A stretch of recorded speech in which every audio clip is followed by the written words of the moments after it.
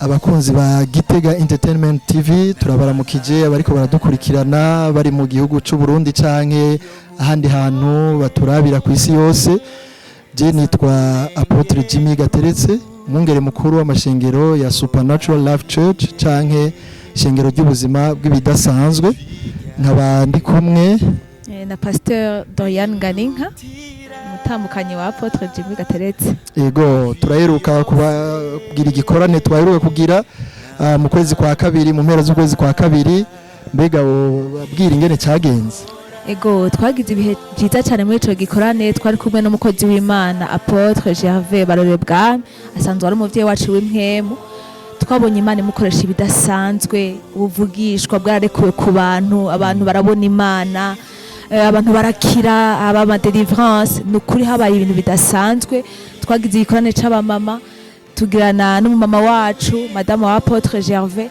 Nukuri twagize ibihe byiza cyane, akanya katubanye gatonye, nico gituma ngira tugarutse kubatumira kandi. Ego twarabonye abantu bakira, abantu babohoka, abantu bakira ivyabo, hari bitangaza, hari n'ubuntu bw'Imana. Rero n'ubu twagira dusubire kubatumira kuva kuri uyu wa gatanu itariki 24, kuwa gatandatu itariki 25, no ku Imana itariki 26.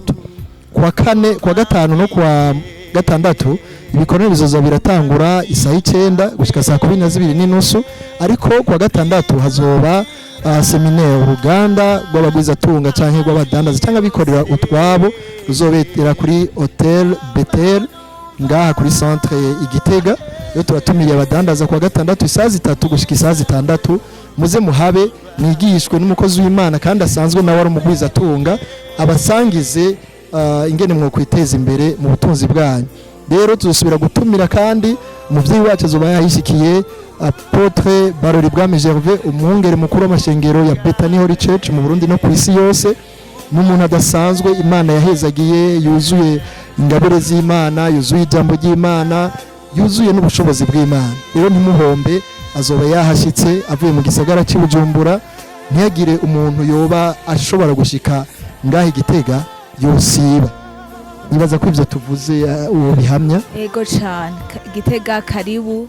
Yesu yigeze kugendera ahantu Yerusalemu acararira, avuga ngo ndababaye kuko ntiwamenye igihe wagendewe. Nukuri Gitega turiko turagenderwa n'Imana.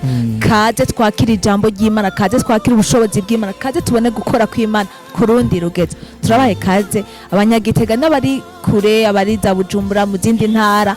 Hari abantu bamye bambwira ko bashaka kuza mu gikorane bavuye mu Rutana. Urumva ko amayeko y'igikorane ko aragira ariko arumvikana. Rero abari hafi n'abari kure murahawe kaze. Rero n'abandi nanje numvise bazova Bujumbura. Ego kwa Mungu naho tuzotangura kuva isaha 3 gushika isaha 7 canke isaha 8.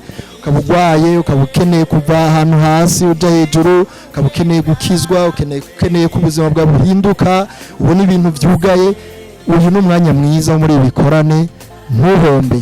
Rero tukaba dushaka kubamenyesha aho bizobera, ni ku cicaro gikuru ca Supernatural Life Church Gitega, canke aho ishengero ry'ubuzima bw'ibidasanzwe rikorera.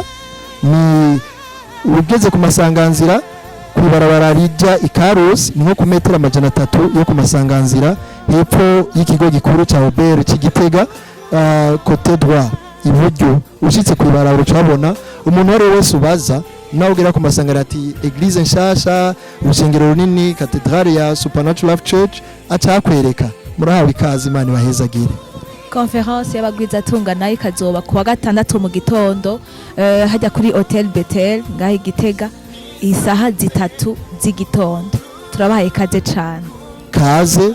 Yesu aracakora ibitangaza, aracakoresha intumwa, aracakoresha abavugishwa bayo. Rero ntuhombe, turabatumiriye. Abanyagitega mwarahezagiwe, abari hirya no hino mwarahezagiwe. Imana ibahe umugisha. Ni umwungere mukuru w'ishengero rya Supernatural Life Church Igitega n'ahandi hose riri, Apotre Jimmy Gateretse yari kumwe na Pasteur Dorian Ganinka. Murakoze cyane abanywanyi ba Gitega Entertainment TV. Imana ibahezagire.